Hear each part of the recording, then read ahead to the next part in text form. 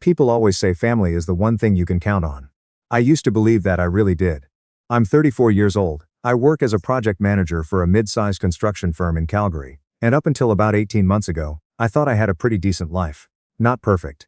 Not Instagram-worthy. But decent. Stable job, a mortgage I could actually manage on my own, a few good friends I'd grab a beer with on Fridays. I'd come through a rough patch, a divorce, 2 years prior, and I was genuinely starting to feel like myself again. Then my mother called me on a Tuesday afternoon in February. And everything fell apart for the second time. She didn't ease into it. She never does.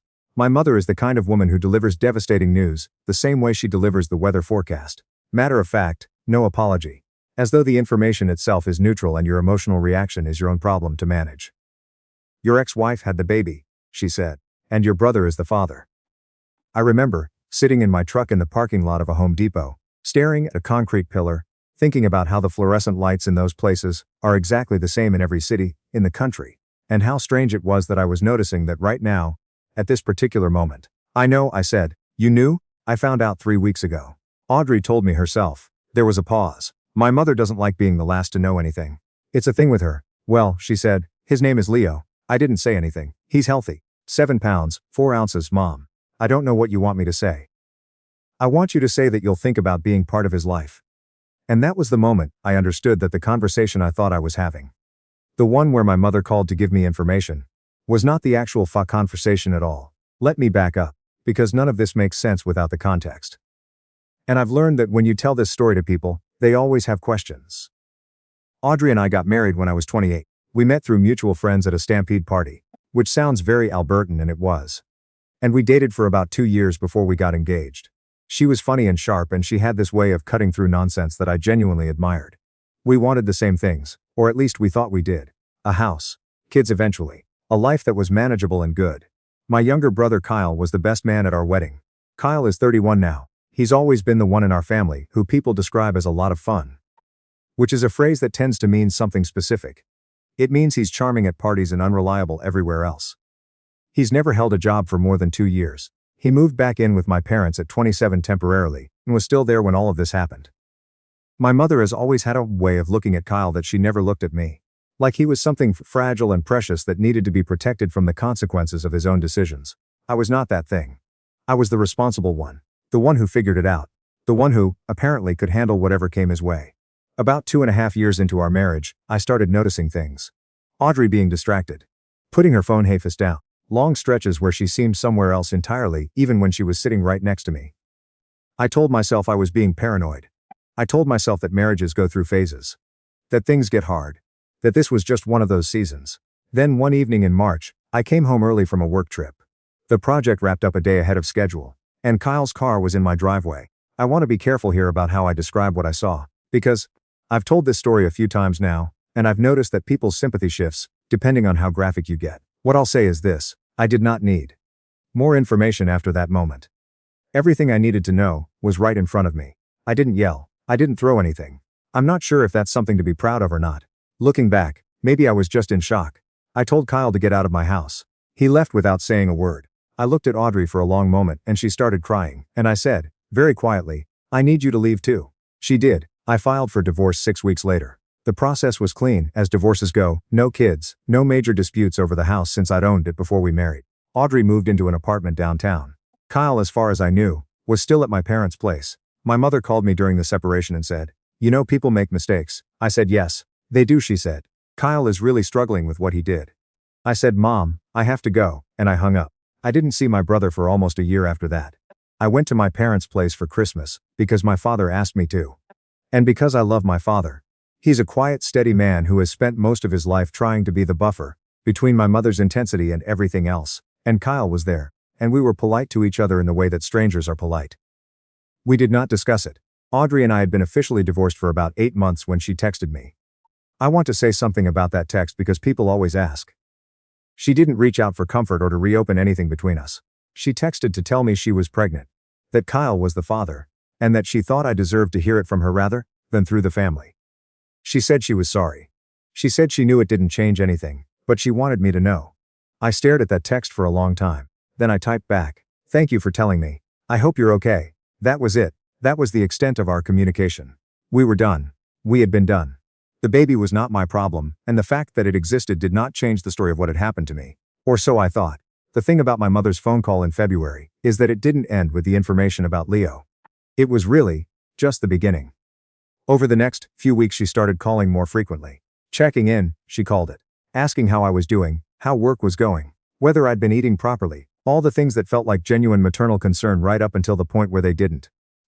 About 3 weeks after Leo was born, she asked if I wanted to come over for dinner. I said sure. I hadn't seen my parents in a while. My dad had been dealing with some knee issues, and I'd been meaning to visit. I should have known something was off when she made my favorite meal. She's not a bad cook, my mother. But she doesn't put in that kind of effort without a reason. Roast chicken with roasted vegetables.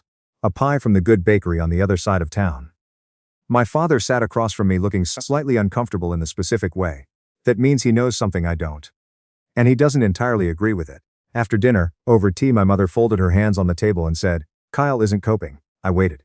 "He's overwhelmed. He wasn't ready for this. You know how he is. He's 31, Mom. He's struggling, Ian. He doesn't have the foundation you have. He never has." And there it was. I heard it before she even finished the sentence. The whole architecture of what she was about to say. "Audrey is managing on her own," she continued, "but Leo needs stability. He needs a male presence. Someone who can be consistent and present and, Mom. You've always been so good at, Mom. Stop." She looked at me like I'd interrupted something important. Like I'd broken a spell she'd been carefully weaving. "Are you seriously asking me what I think you're asking me?" She took a breath. "I'm asking you to consider being part of Leo's life. Not as his biological father. Just as what? As the man who raises my brother's child with my ex-wife because my brother can't be bothered. That's not. It is though. That's exactly what it is." My father put down his fork. He didn't say anything. He just looked at his plate. "Kyle made a mistake," my mother said. "He knows that. But Leo didn't make any mistakes. Leo is innocent in all of this. And he deserves." "I know Leo is innocent," I said. "I have no ill feelings toward a 7-week-old baby. But innocent doesn't mean I'm responsible for him. I'm not saying responsibles, I'm saying involved. There's a difference, is there? Because from where I'm sitting, you're asking me to take on the emotional weight of raising a child who exists. Because my brother slept with my wife in my house. You're asking the person who was betrayed to clean up the mess made by the people who betrayed him. And you're framing it as though I would be doing it for Leo's sake. When, really, you just don't want to accept that Kyle made choices he has to live with." The table went very quiet. My mother's jaw tightened. She has a tell. Her chin lifts slightly when she's about to say something she's decided she has the right to say. "Family steps up," she said. "That's what we do." I stepped up, I said, for years. While Kyle moved back in with you. While Kyle changed jobs 4 times. While Kyle, apparently, was sleeping with my wife. I stepped up. I'd like to know when it's his turn. I left my parents' house that evening and drove home across the city in the dark. Calgary in February is a specific kind of bleak. The cold has that dry, relentless quality, the streets are gray and salted, and the sky feels very close and very heavy. I put on the radio and didn't actually hear any of it. I thought I'd made my position clear. I thought that was the end of it. It wasn't. My mother called 2 days later. She didn't bring up the conversation directly. She circled around it, asked if I'd thought about what she'd said, mentioned that Leo was having trouble sleeping, and that Audrey was exhausted and that Kyle had been trying, in his way. I told her I had nothing new to add.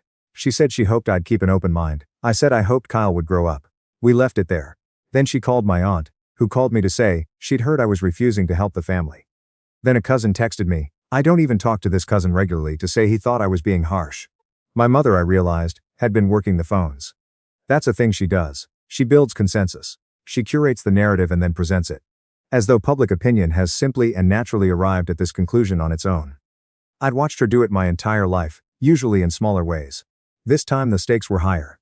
I didn't call any of them back.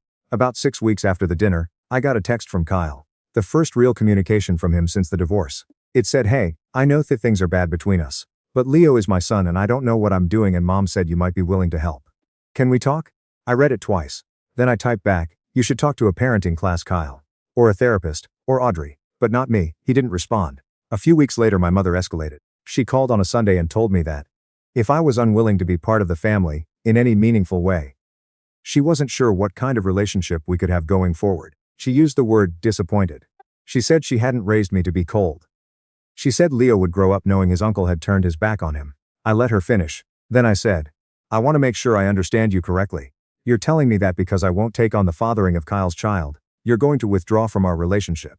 Is that what you're saying?" She hesitated. "I'm saying family requires sacrifice. From whom? From everyone, Mom. I sacrificed my marriage. I lost 2 years rebuilding my life. I have not asked Kyle for a single thing in return for what he cost me. I have not asked you to acknowledge that you protected him at my expense. I have not asked for an apology from anyone in this family, because I understood that wasn't coming, and I decided I could live with that. But I will not take on the responsibility of raising his child because it's convenient for him and for you. That's not sacrifice, that's punishment. There was a long silence. Your father wants to talk to you, she said. There was a shuffling sound and then my dad's voice came on. Ian, he said. Hi, Dad. I need you to know, I don't agree with how your mother has handled this. I wasn't expecting that. I don't think she was either. Because I heard her say something in the background that I couldn't make out. Diane, my father said. And it was quiet and firm in a way I hadn't heard from him in years. That's enough. Then to me, what happened between you and Audrey, what Kyle did, that wasn't okay. And I don't think it's fair for anyone to expect you to. My mother must have taken the phone back, because the line went quiet and then she said, we'll talk another time, and hung up. I sat with my phone in my hand for a long moment. I didn't know my dad had that in him. Or maybe I did, and I'd just stopped expecting to see it. Here's something I haven't talked about much because it feels almost beside the point, but I think it matters. About 4 months after Leo was born, Audrey called me. Not texted, called. I almost didn't pick up. But something made me answer. She sounded tired in a way that went beyond sleep deprivation. She apologized. Genuinely, at length in a way that didn't feel like she was asking me for anything in return. She said she understood if I never wanted to speak to her again. She said she needed me to know that she had never, not once, asked my mother to approach me on her behalf. She said when she found out what my mother was doing, she told her directly to stop. She didn't listen, Audrey said. No. I said. She doesn't. I'm not asking you to be in Leo's life. I want you to know that. That's not why I'm calling. I'm calling because I owe you an apology. And I've been too much of a coward to give you one until now. I didn't know what to say, so I didn't say anything for a moment. I'm not going to tell you it doesn't matter, I said finally. Because it does. It changed everything. But I think I believe you about my mother. She exhaled. I told Kyle the same thing, by the way. That he needs to figure this out himself. That he can't keep hiding behind the idea that someone else is going to step in. How'd he take that? About as well as you'd expect. There was almost a moment of something like dark humor in that. Not warmth, exactly. But recognition. Are you doing okay? I asked. Because she sounded exhausted and I'm still a human being. I will be, she said. I have some people around me. Friends. My sister came out from Halifax to help for a few weeks. Good, I said. We didn't talk for long. We haven't spoken since. But I want to be clear. That conversation mattered. Not because it changed anything factually, but because it confirmed what I already knew. My mother had constructed a story in which I was the missing piece. And she had done it without anyone's permission or input, and she had convinced herself it was an act of love. The last time I spoke to my mother was at my dad's birthday dinner in April. It wasn't a dramatic confrontation. That's not what happened. My aunt and uncle were there, and 2 of my cousins, and my father, who had turned 64, and wanted nothing more than a quiet evening with people he loved. Kyle wasn't there. Apparently even my mother recognized that his presence might make things difficult. I came because my father asked me to. I would do almost anything my father asked me to. My mother and I were civil, polite. We did not discuss Leo, or Kyle, or the phone calls, or any of it. We passed dishes, and we answered questions, and we smiled at the right moments. It was like being in a play where everyone knows their lines, and no one acknowledges the script. At the end of the evening, when I was putting on my coat in the front hallway, my mother touched my arm. I hope you know I only want what's best, she said. I looked at her for a moment. I know you believe that, I said. I meant it. I wasn't being cruel. My mother genuinely believes that she moves through the world in service of her family. She believes her version of events so completely that the dissonance between what she wants and what's fair to ask has simply never occurred to her. She loves Kyle in a way that has always required someone else to pay a small tax, and for my entire life, I have been that someone. I'm not paying it anymore. I drove home on the Deerfoot in the April dark, with the mountains somewhere out to the west behind the clouds, and I thought about what my father had said to me on. That's enough. 2 words. But the right 2 words, at the right time, from the right person. Here's where things stand now. 6 months later, I have not agreed to be any kind of father figure to Leo. I do not see Leo. I do not have any relationship with Audrey beyond that one phone call. I do not speak to Kyle. Kyle, I've heard through my father, has started actually showing up. Taking Leo 2 evenings a week, attending some kind of co-parenting program. I don't know if it'll last. I hope for Leo's sake that it does. A kid deserves a father. Just not one who was coerced into the role by a grandmother who wanted the problem to be someone else's. My relationship with my mother is, I don't have a clean word for it. Distant, careful. We exist in the same family without much direct contact. She has not apologized. I don't think she will. I've stopped waiting for it. My father calls me most Sundays. We talk about hockey, about the construction industry, about a hiking trip he wants to do in the Rockies this summer. We don't talk about Kyle or my mother unless I bring it up, and mostly I don't. But sometimes at the end of a call he'll say, "I'm proud of you, son." And I know what he means. He doesn't mean I handled everything perfectly. He means I didn't disappear. I stayed present and I said the hard thing and I held the line, and I'm still here. I've been seeing someone, actually. We met through a friend in November and we've been taking it slow, which feels right. She's a nurse. She's from Winnipeg originally. She has a dry sense of humor and she doesn't take nonsense from anyone. I haven't told her the full story yet. That's not a second date kind of story, but she knows I have a complicated family situation, and she's been easy about it. Steady, the way good people are. I don't think about Audrey much anymore. I don't think about Kyle much either. What I do think about sometimes is the version of myself that existed before all of this. The one who believed that being the responsible one was its own reward. That if you showed up, people would show up for you. That family was a given. That version of me was wrong about some of that. But I don't think he was wrong to try. I just know now that showing up for people has to come from choice, real choice, not guilt, not obligation, not because someone has engineered a situation where you feel like you have no other option. That's not love, that's leverage. Leo is 8 months old. He is by all accounts a healthy normal baby who did nothing wrong and deserves a full and happy life. I genuinely hope he gets it. I hope Kyle steps up. I hope Audrey builds something good for herself. And I hope, eventually, my mother understands what she almost cost me.